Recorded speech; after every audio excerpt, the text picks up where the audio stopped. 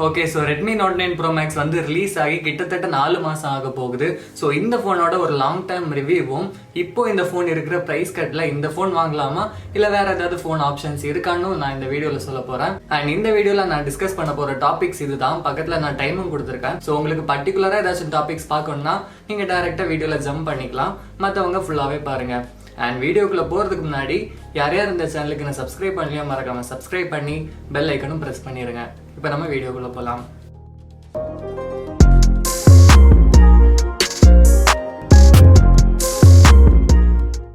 So first இந்த ஃபோனோட design and build பற்றி பார்ப்போம். இந்த ஃபோனுக்கு வந்து டிசைன் வந்து சூப்பராகவே கொடுத்துருக்காங்க.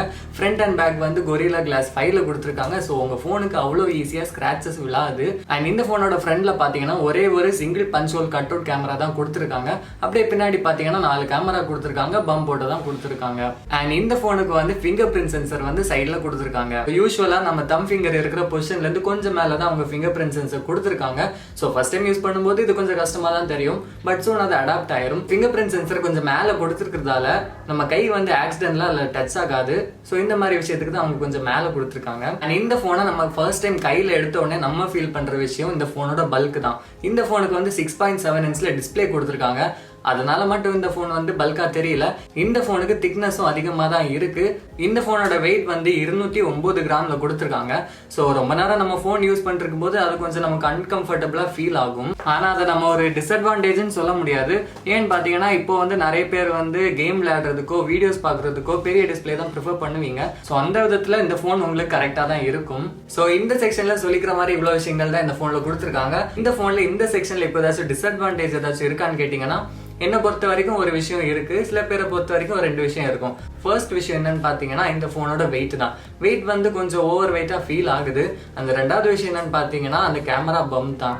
ஸோ என்னை பொறுத்த வரைக்கும் அது ஒரு டிஸ்அட்வான்டேஜாக எனக்கு ஃபீல் ஆகலை. ஏன்னு பார்த்தீங்கன்னா இப்போ வர ஆப்பிள் ஆகட்டும் சாம்சங் ஆகட்டும் எல்லா ரீசன்ட் ஃபோன்ஸ்லையுமே பம்போட தான் அவங்க ரிலீஸ் பண்ணுறாங்க. ஸோ இந்த கேமரா பம்ப் வந்து எனக்கு ஒரு இஷ்யூவாக தெரியல.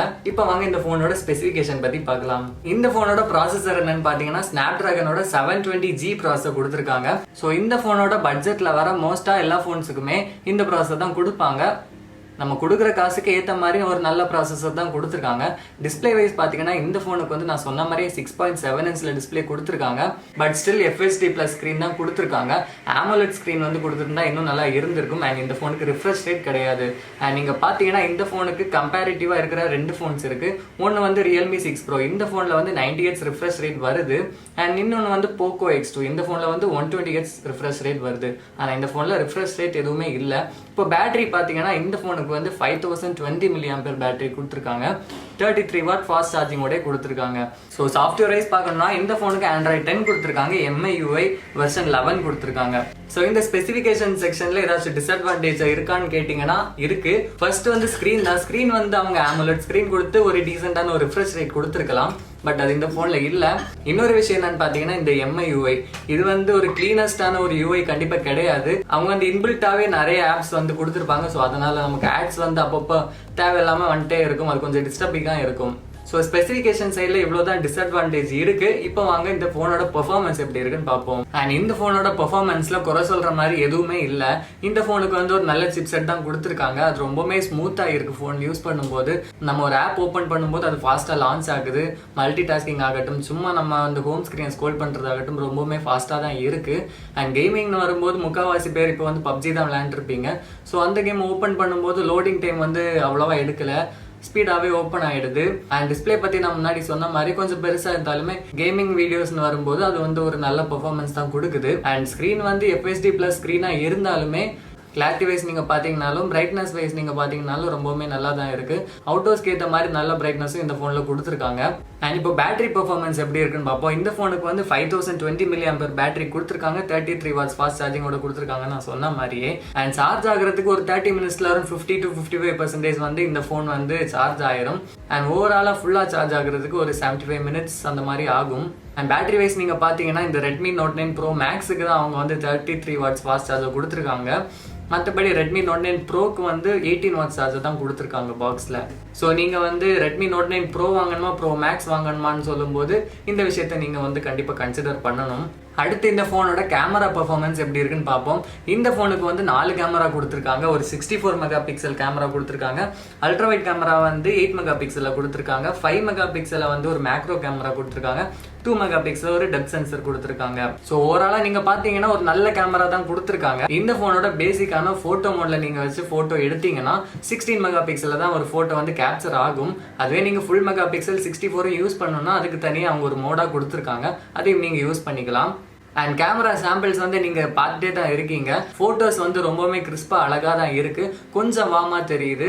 டீட்டெயில்ஸ் அண்ட் சேச்சுரேஷன் வைஸ் பார்த்தீங்கன்னா எல்லா ஃபோட்டோவுமே பக்காவாக தான் இருக்குது. போர்ட்ரேட் எட்ஜஸும் சரி நல்லா அழகாக தான் விழுது. குறை சொல்கிற மாதிரி போர்ட்ரேட்லேயும் எதுவுமே இல்லை. அண்ட் கேமரா வைஸ் எனக்கு பிடிச்ச விஷயம் என்னன்னு பார்த்தீங்கன்னா இந்த ஃபோனோட மேக்ரோ கேமரா தான். மேக்ரோ கேமரா வந்து 5 மெகா பிக்சலில் கொடுத்துருக்காங்க. மேக்ரோ மோடில் போட்டு நீங்கள் எடுக்கிற எல்லா ஃபோட்டோஸுமே கண்டிப்பாக வேறு லெவலில் இருக்கும். அண்ட் இந்த ஃபோனுக்கு வந்து ஸ்லோ மோஷன்லேயே நிறைய ஆப்ஷன்ஸ் கொடுத்துருக்காங்க. நீங்கள் ஷூட் பண்ணுற ஸ்லோ மோஷன் வீடியோஸ் வந்து 120 fps, 240 fps, 960 fps இப்படி 3 ஆப்ஷனில் நீங்கள் வந்து ஸ்லோ மோஷனை ஷூட் பண்ணிக்கலாம். அண்ட் ஷார்ட் வீடியோ மோடுன்னு இன்னொரு விஷயம் கொடுத்துருக்காங்க. ஸோ அது டிக்டாக், இன்ஸ்டாகிராம் இந்த மாதிரி விஷயங்களுக்கு ரொம்பவுமே யூஸ்ஃபுல்லாக இருந்திருக்கும். ஸோ டிக்டாக் நம்ம அதை மறந்துட வேண்டியதான். ஸோ இன்ஸ்டாகிராம் யூஸ் பண்ணுறவங்களுக்கு குட்டி வீடியோஸ் ஏதாச்சும் எடுக்கணும்னா இந்த மோடில் போட்டு நீங்கள் எடுத்துக்கலாம். அண்ட் இந்த ஃபோனில் 4K ரெசல்யூஷன் வரைக்கும் நம்மளால் வீடியோ ஷூட் பண்ண முடியும். பட் ஒரே ஒரு ட்ராபேக் என்னன்னா அவங்க வந்து இந்த ஃபோனுக்கு வந்து ஸ்டெபிலைசேஷன் கொடுக்கல. கொடுத்துருந்தா நல்லா இருந்திருக்கும். இந்த ஃபோனோட ஃப்ரண்ட் கேமரா வந்து 32 மெகா பிக்சலில் கொடுத்துருக்காங்க. இந்த கேமரா வந்து அவுட்டோர்ஸில் சரி பர்ஃபெக்டான ஒரு இமேஜை நம்மளால் ஷூட் பண்ண முடியும். அண்ட் இண்டோர்ஸ்னு வரும்போது அது அவ்வளோ பெர்ஃபார்மன்ஸ் பண்ணலை. கிரெயின்ஸ் எல்லாம் கொஞ்சம் அதிகமாகவே உழுது. அண்ட் இந்த பெர்ஃபார்மன்ஸ் செக்ஷனில் இந்த ஃபோனுக்கு வந்து 2 டிஸ்அட்வான்டேஜ் இருக்குது. ஒன்று பார்த்தீங்கன்னா நான் சொன்ன மாதிரி MIUI அதோட ஆட்ஸ் மட்டும்தான். ஸோ ப்ரீ இன்ஸ்டாலாக நிறைய ஆப்ஸ் இருக்கும். ஸோ அதனால் நமக்கு அன்வான்டாக ஆட்ஸை வந்து அப்பப்போ வந்துட்டே இருக்கும். அண்ட் இன்னொரு விஷயம் என்னன்னு பார்த்தீங்கன்னா லோ லைட் வீடியோஸ்னு வரும்போது அது கொஞ்சம் டல்லாக இருக்குது. நிறைய கிரெயின்ஸ் உள்ளது. ஸோ இந்த மாதிரி விஷயங்கள் தான். ஸோ இந்த 2 விஷயங்கள் தவிர சொல்லிக்கிற மாதிரி எந்த டிஸ்அட்வான்டேஜும் இந்த பெர்ஃபார்மன்ஸ் செக்ஷனில் இல்லை. ஸோ ஓவராலாக நீங்கள் பார்த்தீங்கன்னா இந்த ஃபோன் வந்து உங்களுக்கு நல்ல பெர்ஃபார்மன்ஸ் தான் கொடுக்கும். ஒரு நல்ல சிப்செட் இருக்குது. ஒரு நல்ல கேமரா பேக்கேஜ்னே சொல்லலாம். நல்ல கேமரா பேக்கேஜ் இருக்குது. பேட்டரியும் பார்த்தீங்கன்னா சொல்லிக்கிற மாதிரி பெரிய பேட்டரி தான் கொடுத்துருக்காங்க. அண்ட் அவங்க பெரிய பேட்டரி கொடுத்துருக்கிறதுனால தான் அவங்க வந்து திக்னஸ் நிறைய வச்சுருப்பாங்க. அதனால தான் வெயிட்டும் அதிகமாக இருந்திருக்கும்னு நான் நினைக்கிறேன்.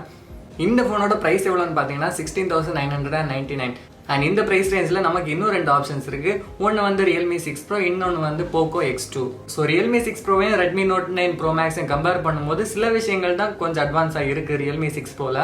ஸோ நம்ம வந்து டேரெக்டாக Poco X2 கூட கம்பேர் பண்ணிடலாம். ஸோ இப்போ நீங்கள் வந்து Redmi Note 9 Pro Max வாங்கினீங்கன்னா Poco X2 கிடைக்கும். ஒரு நல்ல டிசைன் கிடைக்கும், ஒரு நல்ல பேட்டரி கிடைக்கும், ஃபாஸ்ட் சார்ஜிங்கும் கிடைக்கும். அதே Poco X2 நீங்கள் பார்த்தீங்கன்னா ஒரு நல்ல ப்ராசஸர் கிடைக்கும். டிஸ்பிளே வைஸ் வந்து Redmi Note 9 Pro Max விட இது வந்து ரொம்பவுமே நல்லா இருக்கும். ஏன்னா இதில் FHD+ ஸ்க்ரீன் தான் கொடுத்துருக்காங்க.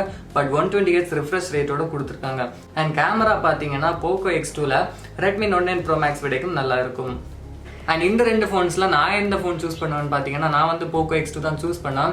அதுக்காக Redmi Note 9 Pro Max வந்து நல்ல ஃபோன் இல்லைன்னு நான் சொல்ல. உங்களுக்கு வந்து ஸ்க்ரீன் ரிஃப்ரெஷ் ரேட் இல்லைனாலும் பரவாயில்ல, ஒரு நல்ல பேட்டரி இருந்தால் போதும், ஒரு காம்பேக்டான ஒரு ஃபோன் கிடைச்சா போதும்னு பார்த்தீங்கன்னா நீங்கள் வந்து Redmi Note 9 Pro Max வாங்கலாம்.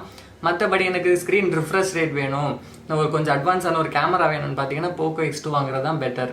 ஸோ அவ்வளோதான் இந்த ஃபோனோட லாங் டேர்ம் ரிவ்யூ. நான் வந்து எல்லா விஷயத்தையும் கவர் பண்ணிட்டேன்னு நினைக்கிறேன். ஏதாச்சும் விஷயம் மிஸ் பண்ணியிருந்தேன்னா நீங்கள் வந்து கமெண்ட் பாக்ஸில் மென்ஷன் பண்ணுங்கள். நான் வந்து கண்டிப்பாக ரிப்ளை பண்ணுவேன். ஸோ அவ்வளோதான் இந்த வீடியோ. இந்த வீடியோ எல்லாருக்கும் பிடிச்சிருக்கும்னு நினைக்கிறேன். பிடிச்சிருந்துச்சுன்னா லைக் பண்ணி ஷேர் பண்ணுங்கள்.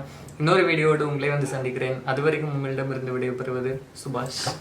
அவ்வளோதான் இந்த ஃபோனோட